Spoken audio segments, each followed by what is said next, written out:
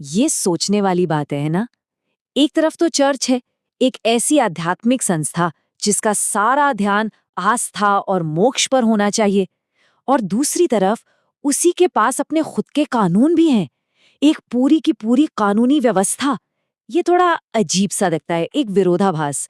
तो आज हम इसी की तह तक जाएंगे, समझने की कोशिश करेंगे कि आखिर आत्माओं की देखभाल के लिए नियमों की एक पूरी किताब क्यों जरूरी है।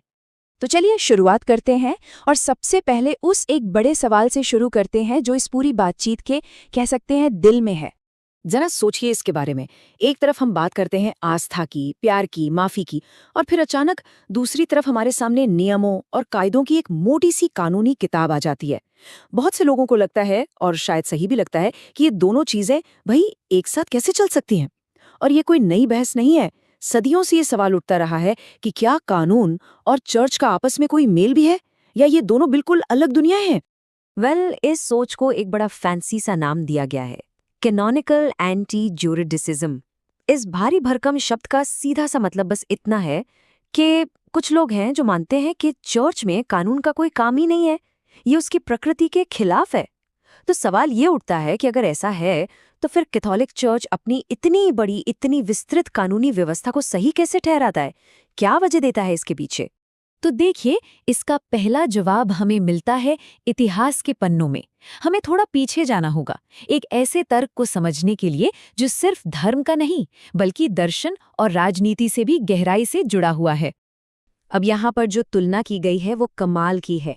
ये कैनन लॉ और सिविल लॉ, यानी जो हमारे देशों के आम कानून होते हैं, उनको आमने सामने रखती है। और फर्क देखिए कितना साफ है। एक की जड़ें हैं दिव्य कृपा में तो दूसरे की प्रकृति में। एक का लेना देना है आध्यात्मिक मामलों से तो दूसरे का संसारिक मामलों से, मतलब दुनियादारी से। और सबसे बड़ा, सबसे अहम फर्क है इनके मकसद का। कैनन लॉ का लक्ष्य है अनंत सुख, जबकि सिविल लॉ का वास्ता बस इस दुनिया की सुख से है। इस क्लासिकल तर्क को समझने के लिए ना एक लैटिन शब्द को पकड़ना बहुत जरूरी है, कम्युनिटास परफेक्टा। इसका मतलब बहुत सीधा सा है, एक पूर्ण समाज या परफेक्ट कम्युनिटी। तो इस आइडिया के हिसाब से चर्च सिर्फ पूजा पाठ की एक जगह नहीं है, नहीं, ये अपने आप में एक स्वतंत्र राष्ट्र की तरह है, एक ऐसा समाज जो पूरी तरह से आत्मनिर्भर है। और इसका लक्ष्य क्या है? एक ही लक्ष्य है, अपने नागरिकों यानी अपने मानने वालों को मोक्ष तक पहुंचाना। और तर्क ये है कि अगर कोई समाज इतना सेल्फ सफिशिएंट और सॉवरेन है तो जाहिर है उसे अपना लक्ष्य हासिल करने के लिए अपने खुद के नियम और कानून बनाने का पूरा अधिकार भी है। और देखिए, ये बात कोई आज की नहीं है। 1895 का ये कोट इस सोच को कितनी खूबसूरती से सामने रखता है। जैसे ही चर्च को एक संप्रभु राज्य, एक सॉवरन स्टेट की तरह देखा जाता है, तो कानून कोई थोपी हुई चीज नहीं लगती, बल्कि वो उसका एक कुदरती, एक इनहेरेंट अधिकार बन जाता है। लेकिन कहानी यहाँ खत्म नहीं होती, बिल्कुल नहीं। जैसे जैसे वक्त बदला, 20वीं सदी आई, ये जो राजनीतिक वाला तर्क था ना, ये काफी नहीं लग रहा था।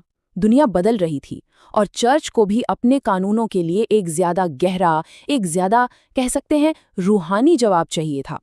और बस यहीं से इस पूरी सोच ने एक नया और बहुत ही दिलचस्प मोड़ लिया। हुआ ये कि 20वीं सदी की एक बहुत बड़ी और अहम धार्मिक सभा हुई, जिसे द्वितीय वेटिकन काउंसिल कहते हैं। इसके बाद सोच में एक बड़ा बदलाव आया। अब जोर इस बात पर दिया जाने लगा कि कानून को सिर्फ एक राजनीतिक जरूरत के चश्मे से ना देखा जाए, नहीं, बल्कि उसे चर्च की अपनी जो असली आध्यात्मिक पहचान है, उसका जो रहस्य है, यानी उसका जो दिव्य स्वभाव है, उसके साथ सीधा सीधा जोड़ा जाए।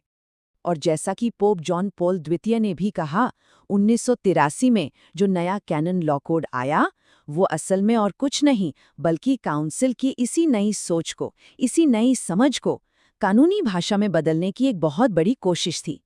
मतलब अब चर्च खुद को जिस नए नजरिए से देख रहा था, उसी को कानूनों की शक्ल दी गई। और इसका असर तो जबरदस्त हुआ। कानून की पूरी किताब की बनावट ही बदल गई। अब कानून की किताब वैसी नहीं थी जैसी पहले होती थी, मतलब अपराध और सजा वाले चैप्टर्स नहीं। इसकी जगह पूरी किताब को ईसा मसीह के 3 मुख्य मिशनों के आसपास बुना गया, जो चर्च को सौंपे गए हैं। पहला, सिखाने का मिशन, जिसमें स्कूल और धर्म की शिक्षा से जुड़े नियम आ गए। दूसरा, पवित्र करने का मिशन, जिसमें शादी ब्याह और दूसरे संस्कारों के नियम थे। और तीसरा शासन करने का मिशन, जो चर्च के मैनेजमेंट और प्रशासन से जुड़ा था। तो इस नए नजरिए से देखें तो कानून क्या है? ये इन 3 बड़े मिशनों को पूरा करने में मदद करने वाला एक प्रैक्टिकल टूल बन गया। अब ये सिर्फ नियमों का एक ढेर नहीं था, नहीं, बल्कि ये चर्च के काम करने का, अपने मिशन को जमीन पर उतारने का एक तरीका बन गया। तो हमने अब तक क्या देखा? हमने देखा कि कैसे ये पूरा आइडिया एक राजनीतिक तर्क से शुरू हुआ और एक गहरे आध्यात्मिक मिशन तक पहुंच गया। लेकिन अब सवाल ये है कि आज के दौर में इन दोनों विचारों को एक साथ कैसे लाया जाता है? हाँ, बिल्कुल। आज के जो विद्वान हैं वो इसे कैनन लॉ का मौलिक सिद्धांत कहते हैं। ये अपने आप में एक पूरी फील्ड ऑफ स्टडी है जो बस इसी एक सवाल का जवाब ढूंढती है कि भाई, आस्था पर टिके एक चर्च में कानून का असली आधार क्या है, उसकी मौजूदगी का मतलब क्या है, उसका स्वभाव क्या है। और ये थियरी उन लोगों को एक बहुत मजबूत जवाब देती है जो कहते हैं कि चर्च में कानून की कोई जगह नहीं। ये थियरी कहती है कि देखो, कानून चर्च के लिए कोई बाहर से लाई हुई चीज नहीं है, बल्कि वो उसके शरीर का ही एक जरूरी हिस्सा है। बिल्कुल वैसे ही जैसे हमारे शरीर में हमारी हड्डियां होती हैं, एक ढांचा जो हमें सीधा खड़ा रखता है, हमें चलने फिरने में मदद करता है और हमें अपने लक्ष्य तक पहुंचने की ताकत देता है।